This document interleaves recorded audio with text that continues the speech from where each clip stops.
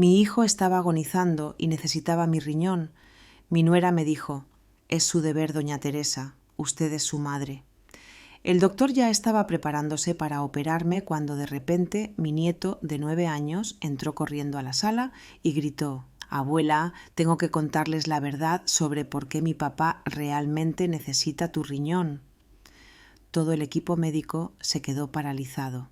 Me alegra que estés aquí.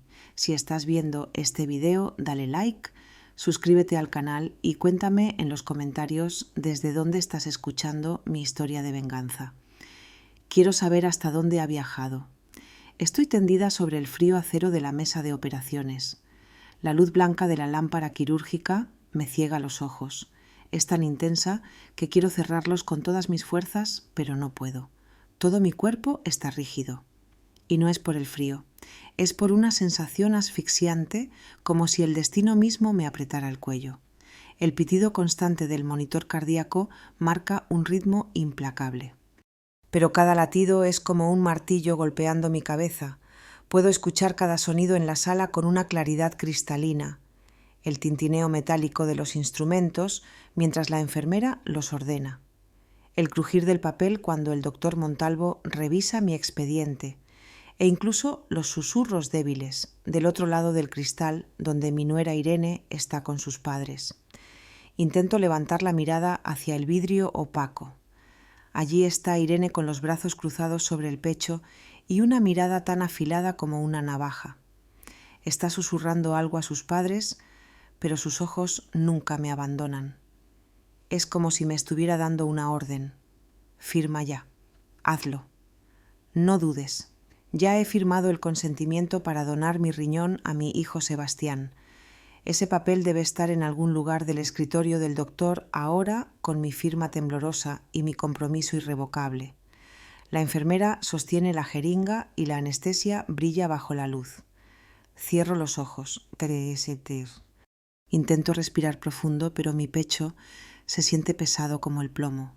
Pienso en Sebastián, mi hijo mayor a quien crié y por quien sacrifiqué toda mi vida para protegerlo. Está en la habitación de al lado débil esperando mi riñón para sobrevivir. Me digo a mí misma, esto es lo correcto. Como madre, tengo que hacerlo. Pero ¿por qué siento este vacío en mi alma, esta ansiedad sin nombre? De repente un estruendo me sobresalta. La puerta de la sala de operaciones se abre de golpe y una ráfaga de aire frío entra haciendo que la bandeja de instrumentos sobre la mesa tiemble y tintinee. Toda la sala parece contener la respiración. Abro los ojos intentando levantar la cabeza, aunque las correas me sujetan con fuerza. Mi nieto de 9 años, Mario, entra corriendo como un pequeño torbellino. Sus zapatillas deportivas están cubiertas de barro. Su uniforme escolar está arrugado y su pequeño pecho sube y baja mientras jadea por aire. Detrás de él, una enfermera aterrorizada lo persigue gritando: «Niño, no puedes entrar aquí, Dios mío, detente». Pero Mario no se detiene. Corre directamente hacia mí, sus grandes ojos redondos, llenos de miedo, pero también de determinación. «Abuela», dice con voz temblorosa tan clara que me aprieta el corazón.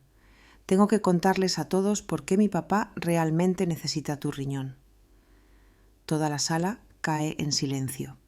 El pitido del monitor cardíaco ahora suena más fuerte, como si quisiera desgarrar el espacio. Un doctor cercano deja caer unas pinzas quirúrgicas. El sonido del metal golpeando el suelo de mármol es ensordecedor. Una ruptura aguda en la tensión. Miro a Mario, mi pequeño nieto, a quien todavía cargo en mis brazos y a quien leo cuentos cada noche. Ahí está agarrando un viejo teléfono móvil, su rostro pálido, pero sus ojos brillantes. ¿Qué sabe él? ¿Por qué está diciendo esto? Mi corazón late aceleradamente como si quisiera saltar fuera de mi pecho. Quiero gritar, preguntarle ahí mismo, pero mi garganta está tan seca que no puedo pronunciar una palabra. El doctor Montalvo, el cirujano jefe, frunce el ceño. Levanta una mano, señalando a todo el equipo que se detenga. Su voz es profunda pero cortante. Lo que sea que tengas que decir, dilo ahora. Veo su mirada pasar sobre mí y posarse en Mario como si él también estuviera atrapado en este momento extraño. Al otro lado del cristal, Irene golpea la puerta haciendo que el vidrio tiemble. «¡No le hagan caso!», grita con una voz estridente casi histérica. «Es solo un niño, ya verán». Pero la mirada de Irene ya no es fría. Está temblando de pánico como si un secreto estuviera a punto de revelarse. Mario no mira a su mamá, solo me mira a mí agarrando el teléfono móvil en su pequeña mano con tanta fuerza que sus nudillos se vuelven blancos. Respira profundo como si estuviera reuniendo todo el valor de su vida.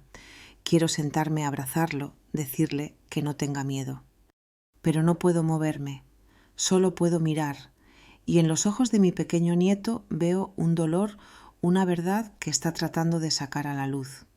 En ese instante, mientras toda la sala contiene la respiración, los recuerdos del pasado inundan mi mente como una avalancha de aquellos días en que pensaba que mi familia era un círculo cerrado lleno de amor y confianza. Recuerdo mi vieja casita en el barrio de Benimaclet, Valencia, donde cada rincón olía a desinfectante, un aroma al que me había acostumbrado tanto que ya ni lo notaba. Tengo 63 años, pero a veces me siento mucho mayor, como si el tiempo me hubiera robado la vitalidad hace mucho tiempo. Mi esposo Esteban lleva más de 10 años postrado en cama. Se sienta en su vieja silla de ruedas, cuyas ruedas chirrían cada vez que lo empujo al patio trasero para que le dé el aire. Casi nunca habla. Solo de vez en cuando deja escapar un suspiro, su mirada perdida en la nada. Una vez tomé su mano y le pregunté: «Esteban, ¿estás cansado de esta vida?». Él solo parpadeó sin responder. No sé si me entendió o si solo estaba hablando sola. Esa casita era mi mundo entero, el lugar donde crié a mis 2 hijos, Sebastián y Rodrigo. Hice todo para sacarlos adelante. Me levantaba al amanecer para ir al mercado de Benimaclet a vender verduras. Por las tardes me sentaba a coser ropa para los vecinos. Y a veces me quedaba despierta hasta la medianoche remendando camisas rotas para entregarlas a tiempo. Mis manos se volvieron ásperas y callosas, mis uñas siempre con tierra de escarbar en el mercado. Pero nunca me quejé, solo quería que Sebastián y Rodrigo tuvieran una vida mejor, que no sufrieran como yo. Sebastián, mi hijo mayor, era mi orgullo. Era fuerte, alto, trabajaba como albañil en obras de construcción y siempre llegaba a casa con una risa estruendosa. Pero en los últimos años comenzó a debilitarse. Al principio era solo cansancio. Luego, poco a poco, lo vi pálido con los ojos hundidos y una vez sentí un terror horrible cuando me dijo que estaba orinando sangre. Lo abracé y le pregunté: «Sebastián, ¿qué te pasa, hijo? Dime». Él solo negó con la cabeza y sonrió débilmente. «No te preocupes, mamá. Probablemente es solo por el trabajo duro». Irene, mi nuera, entró en nuestras vidas como un viento extraño. Era hermosa, hablaba dulcemente, y al principio realmente creí que era una bendición para Sebastián.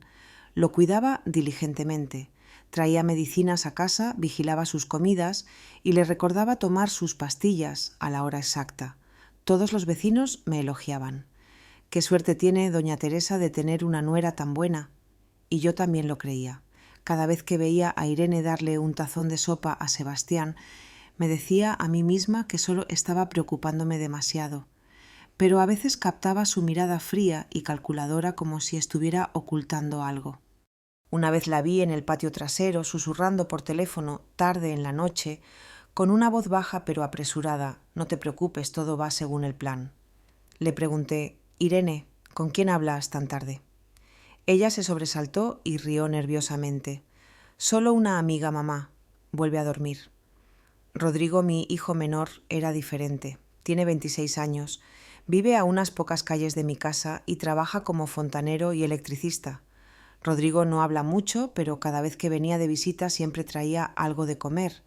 A veces unas naranjas, otras veces pan que todavía estaba caliente. Se sentaba junto a mí arreglando el ventilador del techo que chirriaba o cambiando una bombilla en la cocina. Una vez me miró y dijo con su voz profunda: «Mamá, no te mates trabajando así. No quiero verte agotada». Yo solo sonreí y agité la mano. «Todavía puedo manejarlo, Rodrigo. Tú preocúpate por tu hermano. Él te necesita más». Pero Rodrigo solo negó con la cabeza, su mirada llena de preocupación. Mario, mi pequeño nieto, era mi única alegría en esos días pesados. Tiene 9 años y a menudo venía a mi casa con su mochilita a la espalda. A Mario le gustaba sentarse en el patio trasero y jugar con unos coches de plástico que le compré en el rastro. Me contaba historias, cuentos inocentes que a veces me dejaban helada. Una vez me miró con sus ojos redondos y dijo: «Abuela, mi mamá habla por teléfono de noche». La escuché decir algo sobre unas medicinas, pero no entendí. Sonreí y le revolví el pelo. Seguro estaba preguntándole algo al doctor sobre tu papá. No pienses tanto en eso, mi niño. Pero por dentro una semilla de inquietud comenzaba a brotar. Y entonces una tarde todo cambió. Estaba en la cocina preparando la cena.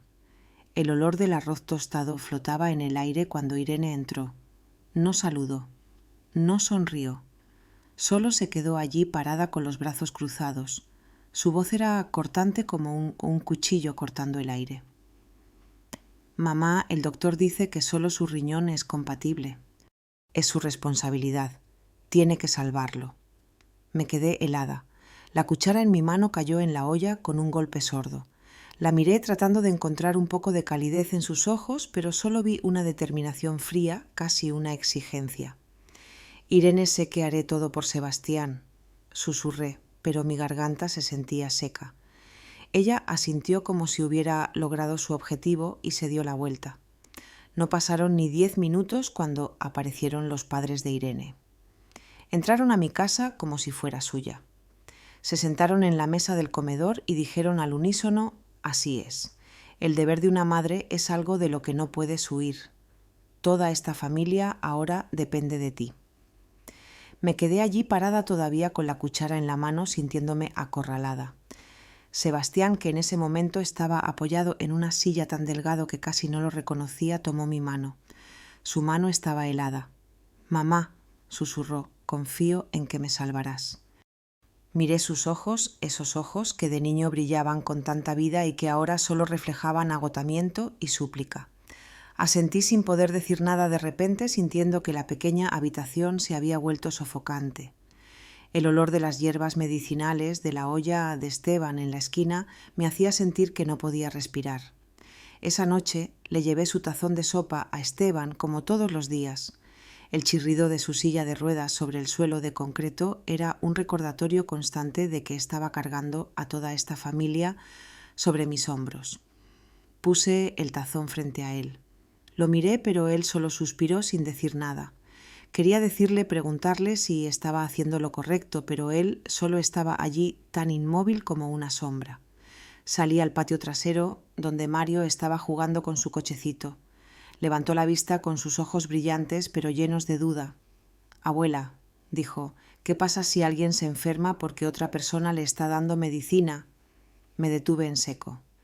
Mi corazón dio un vuelco. «¿Por qué preguntas eso, mi niño?», dije, tratando de mantener la calma. Pero Mario solo bajó la cabeza y siguió empujando su cochecito sin responder. Lo que no sabía era que en ese momento estaba al borde de un abismo y solo unos pasos más me harían caer. Los días que siguieron a esa tarde, cuando Irene vino a mi casa y no me dejó opción, mi vida se sintió aplastada por una presión invisible más pesada que el calor sofocante del verano valenciano. Seguí levantándome temprano, yendo al mercado a vender mis verduras y naranjas, sentándome bajo la luz tenue a coser ropa. Pero mi alma ya no estaba en paz. Cada paso que daba, cada puntada que hacía, llevaba consigo una pregunta. ¿Estoy haciendo lo correcto? ¿Realmente tengo que sacrificarme así? Pero entonces la mirada suplicante de Sebastián, las palabras cortantes de Irene y las miradas inquisitivas de sus padres se aferraban a mí sin darme un solo momento para respirar. A la mañana siguiente, cuando el sol apenas asomaba, Irene ya estaba en mi puerta. Acababa de terminar de preparar té. El aroma de la hierbabuena apenas comenzaba a llenar la casa cuando ella entró sin tocar, sin saludar. «Mamá», dijo, con una voz tan firme como un clavo. «El doctor dice que no queda mucho tiempo. Si sigue dudando, él podría estar en peligro». Puso una pila de papeles médicos sobre la mesa del comedor, páginas blancas, llenas de números y firmas que no entendía del todo. Señaló cada línea como si estuviera enseñando a un niño. Dice claramente aquí que usted es la única compatible. Nadie más puede salvarlo.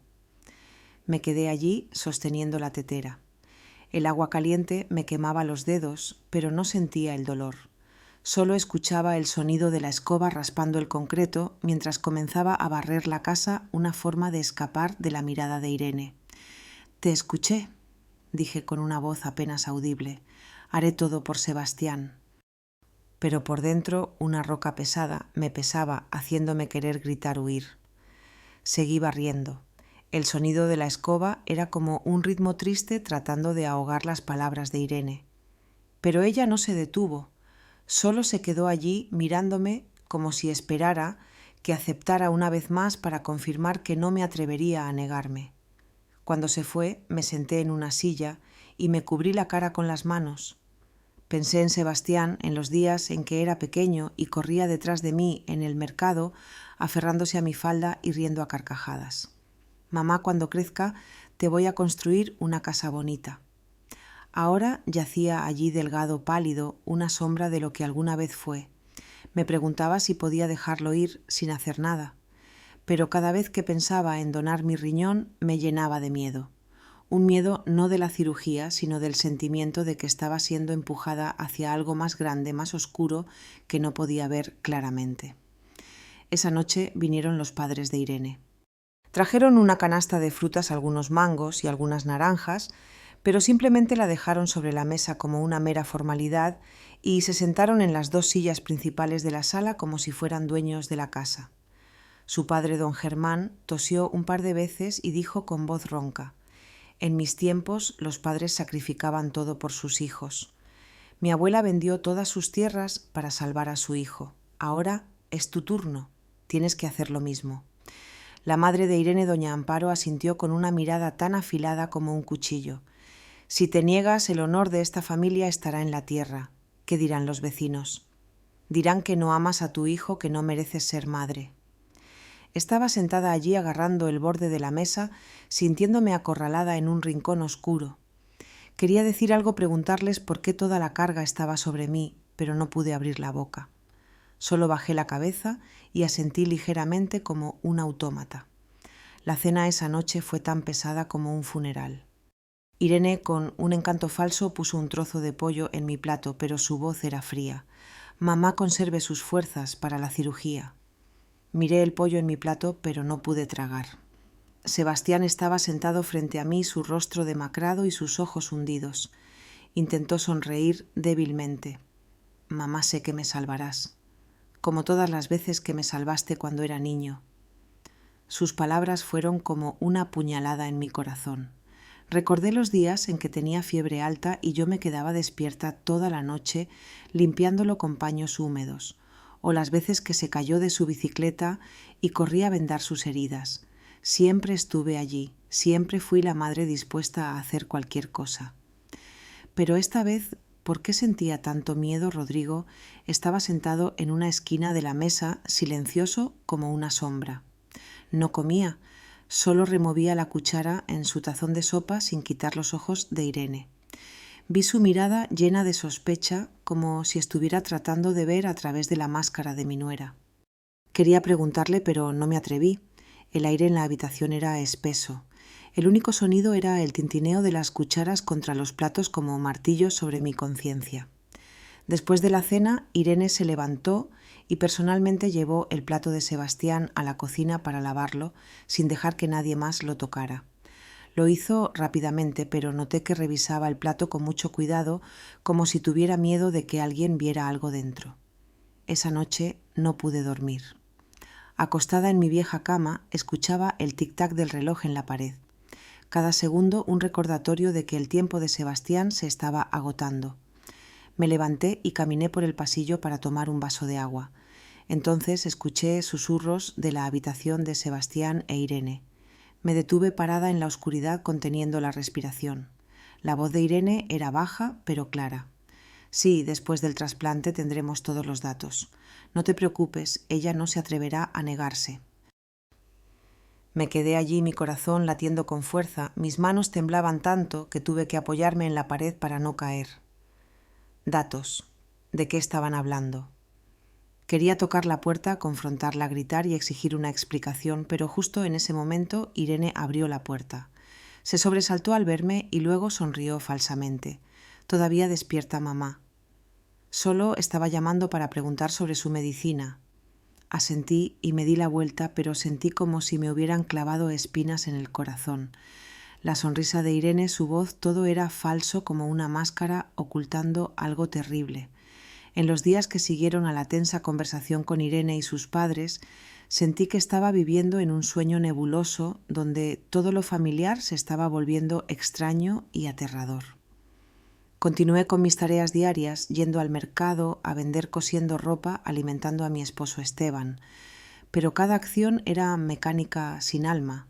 Mi corazón estaba pesado como si una nube negra colgara sobre mi cabeza. Y las palabras de Irene, la mirada suplicante de Sebastián, giraban en mi mente sin darme un segundo de paz. Pero entonces una tarde, cuando Mario, mi nieto, de 9 años, vino de visita, apareció la primera grieta en el muro de confianza que intentaba mantener en pie. Mario entró con sus zapatillas manchadas de barro y sus pequeñas manos todavía pegajosas de la pintura de la clase de arte. Dejó su vieja mochila en una esquina, se sentó en el suelo y sacó el cochecito de plástico que le había comprado en el Rastro el año pasado. Lo miré tratando de sonreír, pero mi mente estaba en un torbellino. Mario siempre había sido una pequeña luz en mis días oscuros con sus historias inocentes y su risa cristalina. Pero ese día no sonrió. Empujaba el cochecito de un lado a otro en el suelo con una mirada perdida. Y de repente levantó la cabeza y me miró fijamente. «Abuela», dijo con una voz baja pero clara. «¿Qué pasa si mi papá no está enfermo por la vida, sino porque alguien le está dando medicina a propósito?» Me sobresalté como si me hubieran dado una bofetada.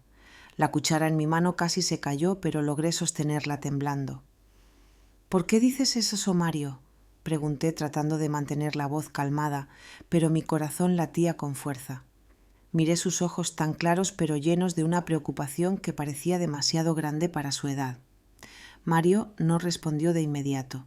Bajó la cabeza y siguió jugando con su cochecito, pero vi cómo apretaba la mano como si estuviera conteniendo algo. Quería abrazarlo, preguntarle más, pero solo logré una risa nerviosa. «Estás pensando demasiado, mi niño. Tu papá está enfermo y los doctores lo están curando». Pero mi sonrisa era forzada y Mario no la devolvió. Solo me miró. Se levantó en silencio, tomó su mochila y corrió de vuelta a su casa. La pregunta de Mario fue como una piedra arrojada a un lago tranquilo en mi corazón, creando ondas de duda. Me quedé allí en mi pequeña cocina, mirando las verduras sobre la mesa, pero incapaz de concentrarme. Pensé en Sebastián, en las botellas de pastillas que Irene siempre traía, en cómo controlaba todo lo relacionado con mi hijo. Me dije a mí misma que probablemente estaba imaginando cosas. Irene era la esposa de Sebastián. Lo amaba, no le haría daño.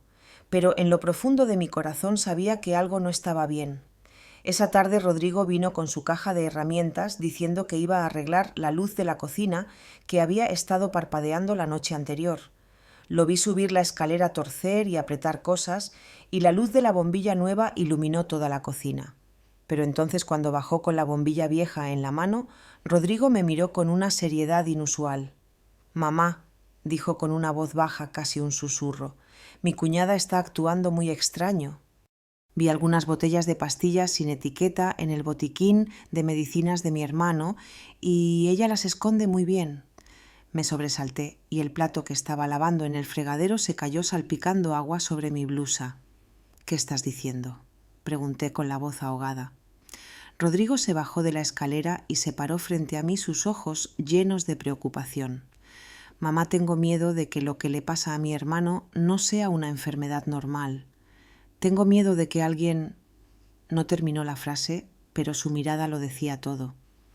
Me quedé allí, mis manos mojadas, sintiendo como si el suelo se hundiera bajo mis pies. Quería gritar, decirle a Rodrigo que estaba pensando demasiado, que Irene no podría hacer algo tan terrible. Pero no pude hablar. Solo seguí mirando a Rodrigo. Y en mi cabeza la pregunta de Mario resonó de nuevo. ¿Qué pasa si mi papá está enfermo porque alguien le está dando medicina? Intenté descartar esa idea, pero se aferraba a mí como una sombra. No podía escapar. A la tarde siguiente llevé sopa a Sebastián al hospital. La habitación blanca y el olor penetrante del desinfectante me hacían sentir que no podía respirar. Sebastián estaba acostado delgado con vías intravenosas en ambos brazos, pero todavía intentó sonreír cuando me vio. «Mamá, ¿ya llegaste?», dijo con una voz tan débil como un suspiro. Puse el tazón en la mesita de noche y cuando estaba a punto de darle la primera cucharada vi a Irene junto a la cama sosteniendo un vaso de agua. Discretamente dejó caer una pastilla de color extraño en el vaso, un movimiento tan rápido que si no hubiera estado mirando con cuidado no lo habría notado. Cuando entré ella se sobresaltó y derramó un poco de agua en el suelo. «¿Qué pastilla es esa, Irene?», pregunté tratando de sonar calmada. Ella sonrió, pero su sonrisa era forzada. «Es un suplemento para su riñón. El doctor lo recetó». Asentí, pero un escalofrío me recorrió la espalda. No pude mantener la calma. Después de que Sebastián terminó de comer, busqué al médico de guardia, un hombre de mediana edad con gafas gruesas. «Doctor», pregunté con voz temblorosa, «¿recetó algún suplemento nuevo para el riñón de Sebastián?» Él se sorprendió y revisó el expediente. No hemos recetado nada nuevo. La medicación actual es suficiente». Su respuesta me dejó helada. Me quedé allí en el pasillo del hospital escuchando los anuncios por el altavoz, pero mi mente estaba en blanco. Irene había mentido. ¿Qué era esa pastilla? ¿Por qué tenía que ocultarla? Al atardecer Mario vino a mi casa de nuevo. Esta vez no jugó con su cochecito. Se sentó en una silla y sacó un viejo teléfono móvil con la pantalla rota de su mochila. «Abuela», dijo con una voz baja pero firme, «quiero que escuches esto». Escribió algo y me entregó el teléfono. Se reprodujo una grabación. Era la voz de Irene, susurrando pero clara. «Después del trasplante tendremos todos los datos. No te preocupes, esa vieja no se atreverá a negarse». Dejé caer el teléfono. Mis manos temblaban incontrolablemente. Miré a Mario, mi pequeño nieto, y vi que sus ojos estaban rojos como si estuviera tan asustado como yo. «Lo encontré en el móvil viejo de mi mamá», dijo con voz ahogada. «No sé qué es, pero pensé que deberías saberlo». Abracé a Mario tratando de contener las lágrimas. «Eres tan valiente, mi niño», susurré. Pero por dentro todo se estaba desmoronando. Datos. ¿De qué estaban hablando? Pensé en Sebastián, en las botellas sin etiqueta, en la mirada sospechosa de Rodrigo, en la pastilla de color extraño en el vaso de agua. Eran piezas sueltas de un rompecabezas, pero poco a poco se estaban encajando, formando una imagen que no me atrevía a mirar directamente. Esa noche no dormí. Me senté en mi casa silenciosa escuchando el tic-tac del reloj. Cada segundo un recordatorio de que el tiempo de Sebastián se estaba agotando. Una mañana fui al hospital llevando un viejo recipiente de plástico con comida caliente. El olor del arroz y la carne guisada escapaba de los bordes. La habitación de Sebastián era blanca fría y el olor del desinfectante era tan fuerte que me costaba respirar. Me había acostumbrado a ese ambiente, pero ese día lo sentía presionando mi pecho. Sebastián estaba acostado con los ojos hundidos y el rostro pálido, pero todavía intentó sonreír cuando me vio. «Mamá, llegaste tan temprano», dijo con una voz tan débil como un suspiro. Puse la comida en la mesita de noche e intenté sonreír, pero una tormenta rugía dentro de mí. Las dudas de los días anteriores, la pregunta de Mario, la advertencia de Rodrigo, todo gritaba en mi cabeza sin darme paz. Irene ya estaba allí sentada junto a la cama de Sebastián, mirando fijamente la bolsa de suero que goteaba lentamente. No me miró, no saludó, solo asintió en silencio, como si mi presencia fuera algo dado por hecho. En la mesita de noche noté una pequeña botella de pastillas con la tapa medio escondida bajo una servilleta de papel arrugada. La botella no tenía etiqueta Era solo un recipiente de plástico blanco con unas pastillas azules extrañas dentro. La recogí tratando de mantener la voz firme. «¿Qué medicina es esta, Irene?» Ella se sobresaltó, casi saltó y me arrebató la botella de la mano tan rápido que me hizo retroceder. «Son solo vitaminas, mamá», dijo con una sonrisa tan falsa como pintura barata. El doctor las recetó para ayudar a su riñón. Asentí, pero un escalofrío me recorrió la espalda. La sonrisa de Irene, la forma en que me arrebató la botella. Todo estaba mal, como si estuviera ocultando un secreto que no se suponía que yo conociera. Me senté junto a Sebastián y comencé a darle de comer, pero mi mente estaba en otro lugar. Pensé en la botella sin etiqueta, en lo que Rodrigo había dicho sobre las medicinas extrañas que Irene escondía. Pensé en Mario, en su pregunta inocente pero aguda. ¿Qué pasa si mi papá está enfermo porque alguien le está dando medicina? Quería preguntarle a Irene ahí mismo, quería gritar y exigir la verdad, pero tenía miedo de que si abría la boca todo se desmoronaría y perdería a Sebastián para siempre. Miré a mi hijo mientras luchaba por tragar cada bocado y me dije, Teresa, tienes que calmarte, tienes que averiguar qué está pasando primero. Al mediodía, Rodrigo vino al hospital. Entró con las manos todavía manchadas de grasa del trabajo y su vieja camisa desgastada en los hombros. No dijo nada, solo se sentó en silencio en una esquina observando a Irene, que estaba en el pasillo hablando con una enfermera. Cuando ella se fue, Rodrigo se acercó a mí y sacó una pequeña bolsa de plástico de su mochila. «Mamá, quiero que veas esto», susurró con una voz tan tensa como una cuerda de guitarra. Me mostró su teléfono. En la pantalla había unas fotos borrosas, pero lo suficientemente claras como para detener mi corazón. Era Irene en el estacionamiento del hospital tomando discretamente una pequeña bolsa del maletero de su coche y entregándosela a un hombre desconocido. El hombre llevaba una chaqueta negra y una gorra que cubría la mayor parte de su rostro, pero podía ver claramente la bolsa de medicina en la mano de Irene. «Tomé estas fotos ayer», dijo Rodrigo con voz temblorosa.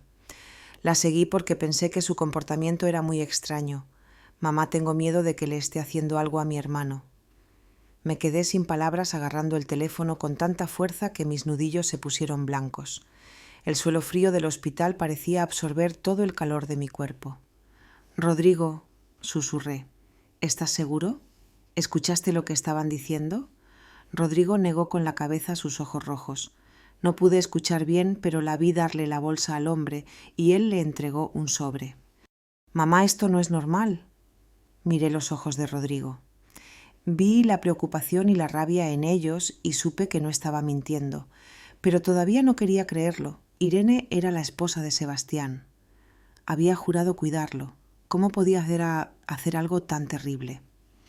Esa tarde, cuando regresé a casa, Mario vino de nuevo. No corrió ni jugó como de costumbre. En cambio, se sentó en silencio en una silla, abrazando su mochila. «Abuela», dijo con una voz baja pero determinada, «quiero que escuches algo». Sacó el viejo teléfono móvil con la pantalla rota de su mochila y temblando reprodujo un archivo de audio. La voz de Irene resonó susurrada pero clara como un cuchillo clavándose en mi corazón. «Después del trasplante los datos estarán completos. No te preocupes, esa vieja no se atreverá a negarse. Este resultado vale 100 veces más». Me quedé rígida. Dejé caer el teléfono sobre la mesa, mis manos temblaban incontrolablemente. Miré a Mario, mi pequeño nieto, y vi que sus ojos estaban rojos, sus labios apretados, como si estuviera conteniendo las lágrimas. «Lo encontré en el móvil viejo de mi mamá», dijo con voz ahogada. «No sé qué es, pero pensé que deberías saberlo». Abracé a Mario sintiendo como si el mundo entero se derrumbara a mis pies. «Eres tan valiente, Mario», susurré, pero mi voz se quebró y las lágrimas rodaron por mis mejillas. Pensé en Sebastián, en las botellas sin etiqueta, en las fotos de Rodrigo, en la grabación de Mario. Eran piezas sueltas, pero se estaban encajando pintando una imagen oscura que no me atrevía a enfrentar. ¿Qué estaba haciendo Irene? ¿Qué datos? ¿Qué resultados? ¿Y por qué dijo que esa vieja no se atreverá a negarse? Me sentí traicionada no solo por Irene, sino por mi propia fe en la familia, en el amor. Esa noche no dormí. Me senté en mi casa silenciosa escuchando las sirenas de una ambulancia en la calle, las luces rojas y azules parpadeando a través de la ventana como cortes en mi alma. Pensé en Sebastián, en cómo se estaba debilitando cada día, en las medicinas extrañas, en los susurros calculadores de Irene. Pensé en Rodrigo, en la sospecha y la preocupación en sus ojos, y en Mario, el niño de 9 años que había traído valientemente la verdad. Me agarré la cabeza sintiendo como si mi cerebro fuera a explotar. Quería correr al hospital, confrontar a Irene, gritar y exigir una explicación, pero tenía miedo. Miedo de que la verdad fuera aún más horrible de lo que imaginaba. Miedo de que no tuviera la fuerza para soportarla. Me levanté, salí al patio trasero y miré la pálida luz de la luna. Pensé en Esteban, mi esposo silencioso, que solo podía sentarse y mirar todo. Quería decirle, preguntarle qué debía hacer, pero sabía que no me respondería. Estaba sola con las piezas de una verdad que se estaba revelando lentamente. A la mañana siguiente me desperté con la sensación de que el mundo entero pesaba sobre mi pecho. El canto de los pájaros en el patio trasero, un sonido que normalmente me traía calma, ahora se sentía como cuchillos apuñalando mi mente. Sabía que hoy era el día en que el hospital tomaría la decisión final sobre el trasplante de riñón de Sebastián. Las pistas que Mario y Rodrigo me habían dado, la grabación, las fotos, la botella sin etiqueta, seguían girando en mi cabeza, pero no me atrevía a enfrentarlas. Tenía miedo de que si profundizaba más encontraría una verdad que no podría soportar. Solo quería salvar a Sebastián, ver a mi hijo sano de nuevo, incluso si el precio era una parte de mi cuerpo. Pero en el fondo sabía que las cosas no eran tan simples. El hospital me programó para el mediodía. Entré en una pequeña sala de reuniones donde el doctor Montalvo ya me estaba esperando. Extendió los resultados del laboratorio sobre la mesa, hojas blancas llenas de números y gráficos que no entendía. Doña Teresa, dijo con una voz grave pero firme, hemos revisado todo minuciosamente. Usted es la persona más compatible para donar su riñón a Sebastián. Si no procedemos pronto, su vida estará en peligro. Me senté allí agarrando el borde de mi blusa. Mi cabeza zumbaba como si tuviera un enjambre de abejas dentro. Entiendo, susurré, pero mi voz era tan baja que dudé si me había escuchado. El doctor Montalvo me miró y su expresión se suavizó. ¿Necesita más tiempo para pensarlo?, preguntó. Negué con la cabeza, no porque ya hubiera decidido, sino porque sentía que no tenía otra salida. Irene, sus padres, e incluso Sebastián, todos contaban conmigo y no podía dejar que mi hijo muriera. A través del vidrio de la puerta vi a Irene parada allí con los brazos cruzados. Su mirada, tan afilada como siempre, le dio un gesto de asentimiento a su madre, doña Amparo, como si estuviera segura de que no me atrevería a negarme. Ese gesto me dio un escalofrío, como si estuvieran jugando un juego de ajedrez y yo fuera solo un peón. Quería levantarme, gritar que sabía sobre la botella, sobre la grabación, pero no pude. Solo me quedé allí sentada, sintiéndome atrapada en una jaula invisible, sin salida. Esa tarde reuní a toda la familia en mi pequeña casa. La sala estaba abarrotada. La luz amarillenta de una vieja bombilla se reflejaba en las paredes desgastadas. Puse una tetera sobre la mesa. El aroma de la hierbabuena no podía dispersar la atmósfera pesada. Los padres de Irene, don Germán y doña Amparo, se sentaron en el centro, ocupando las 2 mejores sillas como si fueran los dueños.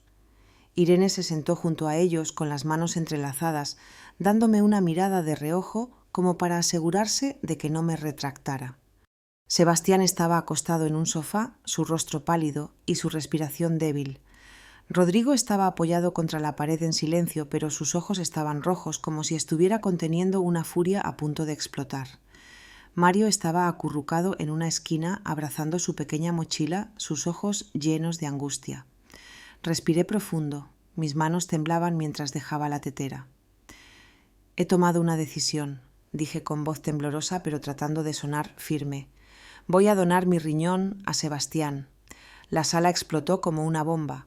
Doña Amparo aplaudió y dijo con una voz estridente: «Esa es una verdadera madre. Sabía que no decepcionarías a esta familia». Irene se cubrió la cara. Las lágrimas corrían, pero vi cómo apretaba los puños como si estuviera actuando en una obra de teatro. «Oh, mamá», dijo con voz ahogada. «Sabía que lo amas más que nadie. Gracias». Sebastián me miró con ojos nublados por el agotamiento, pero todavía logró decir: «Mamá, te debo mi vida». Sus palabras rompieron mi corazón como una daga en el pecho, pero entonces Rodrigo saltó y golpeó la mesa con fuerza. El golpe hizo que las tazas de té vibraran. «No», gritó su voz temblando de rabia. «Mamá, ¿no lo ves? Te estás sacrificando por un plan malvado. Ella te está usando y está usando a mi hermano». El aire en la sala se volvió espeso. El único sonido era el zumbido de un mosquito alrededor de la bombilla. Irene se puso de pie de un salto y señaló a Rodrigo. «¿Qué estás diciendo? ¿Cómo te atreves a acusarme? Hago todo por mi esposo». Pero Rodrigo no retrocedió. Se acercó su mirada ardiendo. «¿Acusarte? ¿Y qué hay de esas botellas sin etiqueta y esas llamadas de medianoche? Mamá, no puedes dejar que te engañen». Miré a Rodrigo, luego a Irene y finalmente a Sebastián. Quería decir algo, pedirle a Rodrigo que se calmara, pero no pude. Solo aparté la mirada, sintiendo como si el mundo entero se derrumbara sobre mí. Esa noche me senté sola en mi pequeña habitación frente a la vieja mesa de madera. La lámpara de aceite parpadeaba. Su luz tenue iluminaba las palabras temblorosas que estaba escribiendo en mi testamento. Escribí que la pequeña casa sería para Rodrigo y algunas de mis pocas pertenencias valiosas para Mario. Cada trazo era como un corte en mi alma. No sabía si sobreviviría a la operación, pero quería estar preparada para dejar algo para aquellos que amaba. Esteban estaba sentado inmóvil en su silla de ruedas en una esquina, mirándome con sus ojos sin vida.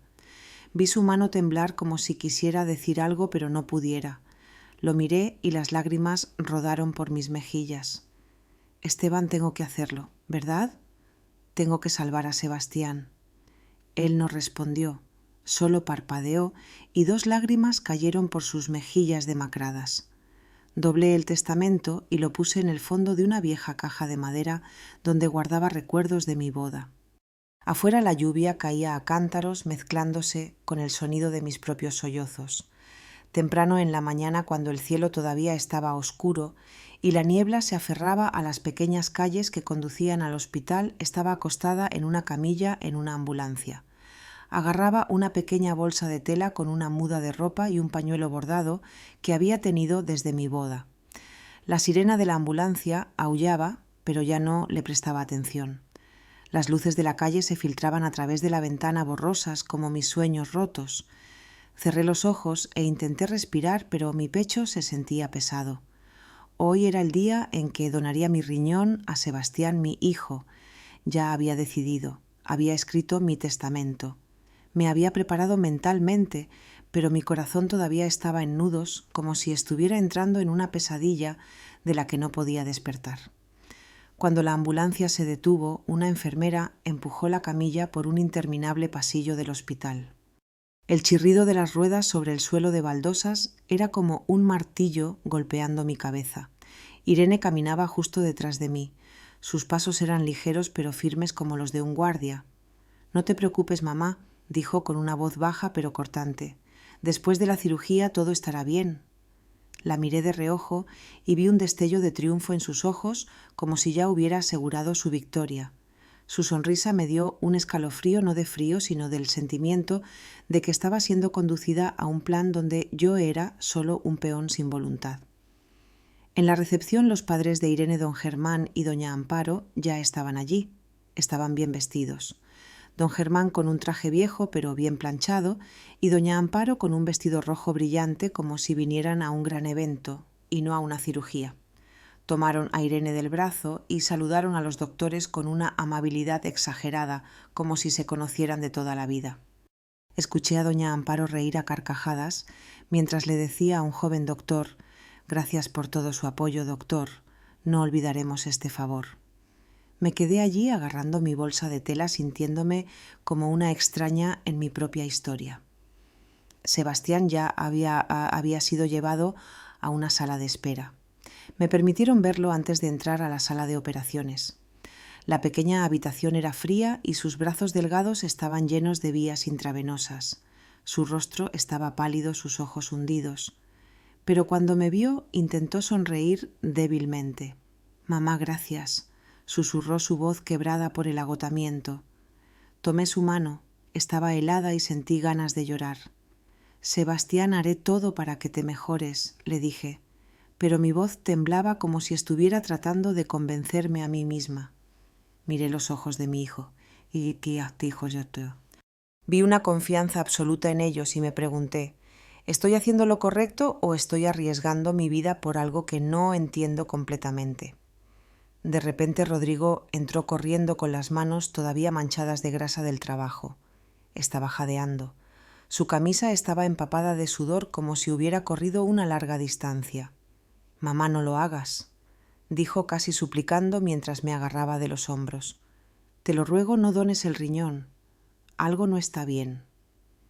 Miré a Rodrigo, vi sus ojos rojos llenos de rabia y preocupación. Quería decirle que ya había decidido que no podía dejar que Sebastián muriera, pero las palabras no salían. Solo puse mi mano sobre la suya, la apreté suavemente y dejé que la enfermera me llevara. Rodrigo se quedó allí impotente, gritando detrás de mí, «Mamá, escúchame».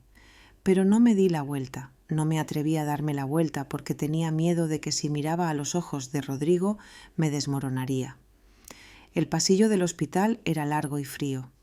El olor del desinfectante era tan fuerte que me daba náuseas. Una voz impersonal sonó por los altavoces. «Quirófano número 3, prepárense para trasplante de riñón». Me llevaron a un vestidor donde una enfermera me puso un gorro y una mascarilla. La bata azul fría que me pusieron era un recordatorio de que estaba a punto de perder una parte de mi cuerpo. Me miré en el espejo. Vi mi rostro demacrado, mis ojos rodeados de ojeras. Me pregunté, «Teresa, ¿qué estás haciendo? ¿Estás segura de que esto es lo correcto?» Pero entonces apareció la imagen de Sebastián en la cama del hospital en mi mente y apreté los dientes y seguí adelante. Mientras caminaba por el pasillo vi a Irene y a doña Amparo paradas junto a una ventana de vidrio hablando con un hombre desconocido. Llevaba una chaqueta negra y una gorra que cubría su rostro idéntico al hombre de la foto que Rodrigo me había mostrado. Vi a Irene entregarle un sobre y él rápidamente lo metió en el bolsillo de su chaqueta. Mi corazón comenzó a latir con fuerza. Un sudor frío me recorrió la nuca. ¿Qué estaban haciendo? ¿Qué había en ese sobre?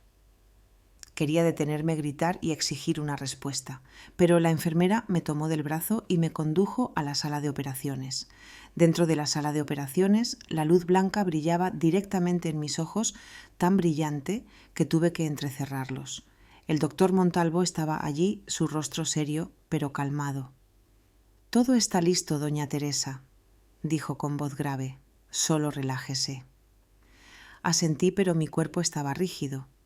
La enfermera colocó electrodos en mi pecho y el pitido del monitor cardíaco era constante, pero cada latido era como una advertencia.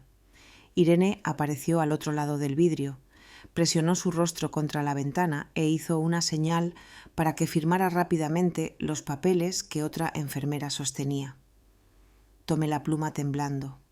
La tinta corrió sobre el papel.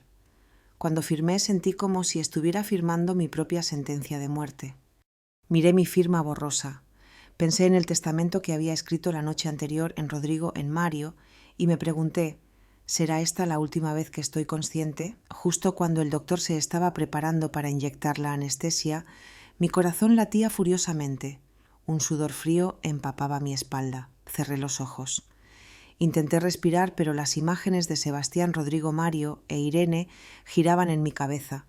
Pensé en la grabación de Mario en la botella sin etiqueta en la foto de Rodrigo. Quería detenerlo todo, pero no podía. Había llegado demasiado lejos. Había firmado, había entrado en esta sala. Solo podía quedarme allí esperando con un miedo que estaba ahogando mi corazón. Pero entonces, justo cuando la enfermera Estaba a punto de inyectar la anestesia. Un estruendo hizo que toda la sala temblara. La puerta se abrió de golpe. El chirrido de las bisagras rasgó el aire. Todos los doctores y enfermeras se sobresaltaron. Algunos se dieron la vuelta abruptamente con pánico en sus ojos. Mario entró como un pequeño torbellino. Sus zapatillas deportivas todavía estaban manchadas de barro, su uniforme escolar estaba arrugado y su pequeño pecho subía y bajaba mientras jadeaba. Estaba agarrando fuertemente su viejo teléfono móvil con la pantalla rota como si fuera lo más valioso del mundo. Una enfermera corrió tras él, gritando desesperadamente: «Niño, no puedes entrar aquí, Dios mío, detente». Pero Mario no se detuvo. Corrió directamente hacia mí, sus grandes ojos redondos, llenos de miedo, pero ardiendo con una determinación que nunca había visto en un niño. «Abuela», dijo con voz temblorosa pero tan clara que congeló a todos en la sala. «Tengo que contarles a todos por qué mi papá realmente necesita tu riñón». Sus palabras fueron como una bomba que explotó en mi cabeza. Contuve la respiración. Mi corazón pareció detenerse. La sala de operaciones cayó en un silencio absoluto, roto solo por el pitido del monitor cardíaco que ahora sonaba más fuerte, como si quisiera romper la quietud. Un doctor cercano dejó caer unas pinzas quirúrgicas. El sonido metálico contra el suelo de mármol fue ensordecedor, un corte agudo en el aire tenso. El doctor Montalvo, el cirujano jefe, levantó una mano señalando a todo el equipo que se detuviera. Frunció el ceño, pero su voz era calmada y firme. «Dejen que el niño hable. Lo que sea que tengas que decir, dilo ahora». Miré a Mario. Vi su pequeña mano agarrando el teléfono móvil, su rostro pálido, pero sus ojos brillantes, como si estuviera cargando el peso del mundo sobre sus hombros. «Salgan». A través del vidrio, Irene golpeó la puerta furiosamente, haciendo que el vidrio resonara.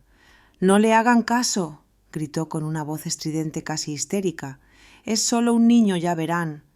Pero la mirada de Irene ya no era fría y helada. Estaba temblando de pánico, como si el secreto que había intentado ocultar tan desesperadamente estuviera a punto de salir a la luz. Mario no miró a su mamá. Se acercó a mí y con manos temblorosas presionó reproducir en el teléfono móvil. Se reprodujo una grabación. Era la voz de Irene, susurrada pero clara como un cuchillo clavándose en mi corazón. «Después del trasplante, los resultados de las pruebas serán perfectos. No te preocupes, esa vieja no se atreverá a negarse». Toda la sala pareció explotar en silencio. Sentí mi sangre convertirse en hielo, el aire atascarse en mi garganta. El doctor Montalvo se dio la vuelta abruptamente para mirarme, sus ojos muy abiertos de asombro. «Deténganse», ordenó con una voz tan afilada como un bisturí. «Detengan todas las preparaciones ahora mismo». Una enfermera retiró rápidamente la jeringa. Los demás se quedaron inmóviles sin atreverse a moverse. Irene, al otro lado del vidrio, dejó escapar un grito y golpeó la puerta. «No es verdad. Todo es inventado. Este niño está siendo manipulado». Pero su voz se quebró como si ni siquiera ella creyera sus propias palabras. Miré a Mario y lo vi estallar en lágrimas, pero todavía se aferraba al teléfono móvil como si fuera la última pieza de evidencia para salvarme. «También tengo un video», dijo su voz ahogada.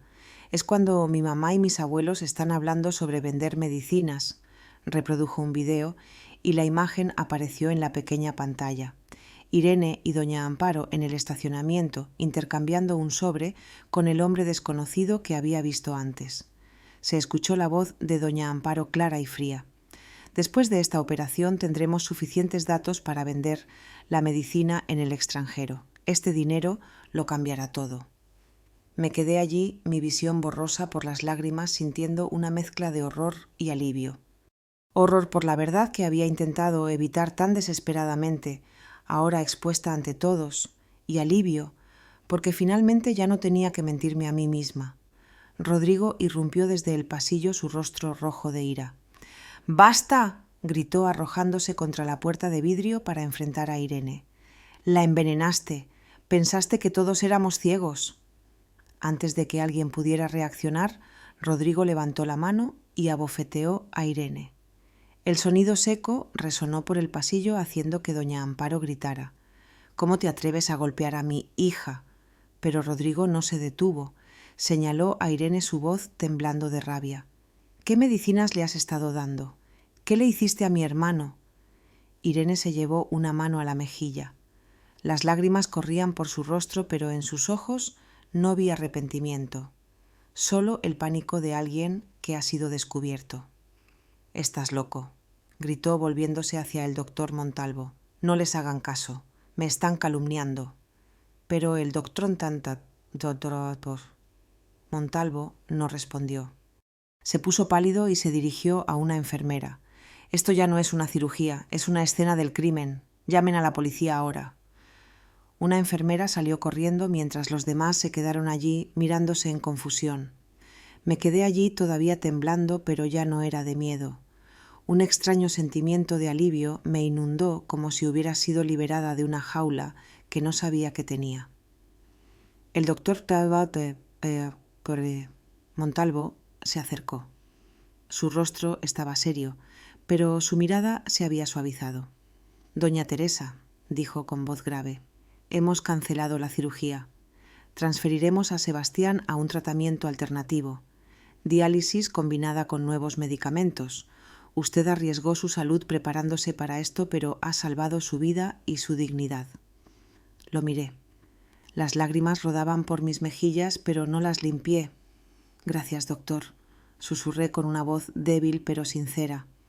No sabía si realmente había salvado mi dignidad, pero sabía que por primera vez en meses sentía que estaba respirando, verdaderamente respirando.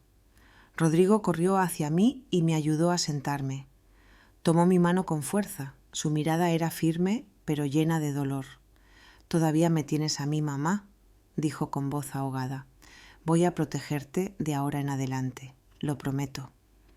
Apreté su mano sintiendo el calor de su piel áspera manchada de grasa. Miré los ojos de Rodrigo y vi la fuerza de un hijo dispuesto a cargar el mundo entero para proteger a su madre. «Eres mi orgullo, hijo», susurré, y las lágrimas cayeron de nuevo. Rodrigo no dijo nada, solo me abrazó fuerte, y en ese abrazo encontré algo de consuelo en medio de las ruinas de mi familia. Sebastián fue transferido a una sala de recuperación. Cuando entré, estaba acostado, su rostro pálido y las vías intravenosas todavía en sus brazos. Me miró con ojos rojos y preguntó con voz débil: «Mamá, ¿es verdad que todo lo que hizo mi esposa fue para hacerme daño?». Su pregunta fue como una puñalada en mi corazón. Me acerqué, me senté en la cama junto a él y lo abracé. Mis lágrimas cayeron mojando su bata de hospital. «Ay, Sebastián, mi hijo», dije con voz ahogada. «No sé dónde comenzó todo esto, pero prometo que no dejaré que nadie te lastime nunca más». Sebastián bajó la cabeza. Las lágrimas rodaron por sus mejillas demacradas. «Mamá, me equivoqué», susurró. «No te protegí y te dejé sufrir demasiado». Lo abracé más fuerte, sintiendo que en el mundo éramos solo nosotros dos, aferrándonos el uno al otro en medio de la tormenta que acababa de pasar. En los días siguientes, los periódicos comenzaron a cubrir la noticia. «Red de tráfico de drogas desmantelada en hospital local». Los titulares gritaban. Escribieron sobre un grupo de médicos y farmacéuticos involucrados en el que Irene don Germán y doña Amparo eran actores clave. Habían estado probando drogas ilegales en pacientes como Sebastián, usando el trasplante de riñón como cortina de humo para recopilar datos para una organización internacional. Leer esas palabras me llenó de horror y dolor. Pensé en Irene en las veces que me servía comida en sus palabras dulces que ahora sabía que eran falsas. Pensé en Sebastián en los meses que sufrió sin saber que su propia esposa lo estaba poniendo en peligro. Sebastián comenzó su tratamiento de diálisis y medicación. Su salud mejoró lenta pero constantemente. Una tarde tomó mi mano, bajó la cabeza y dijo con voz ahogada: «Mamá, estuve ciego. Confié en Irene y casi te hago perder todo». Le acaricié la cabeza como solía hacer cuando era niño y le dije: «Hijo, lo importante es que todavía estás aquí. Eso es todo lo que necesito». Pero en mi corazón se había formado una cicatriz no solo por la traición de Irene, sino porque me había dejado llevar al borde entre la vida y la muerte sin hacer preguntas. Volví a mi pequeña casa donde Esteban todavía estaba inmóvil en su silla de ruedas. Me senté junto a él y le conté todo desde la grabación de Mario hasta la escena de Irene siendo esposada. No sé si entendió todo, pero cuando terminé de hablar lo vi parpadear y 2 lágrimas rodaron por sus mejillas demacradas. Tomé su mano, la apreté y por primera vez en años sentí una pequeña respuesta de él, un apretón débil, como si estuviera tratando de decirme que entendía.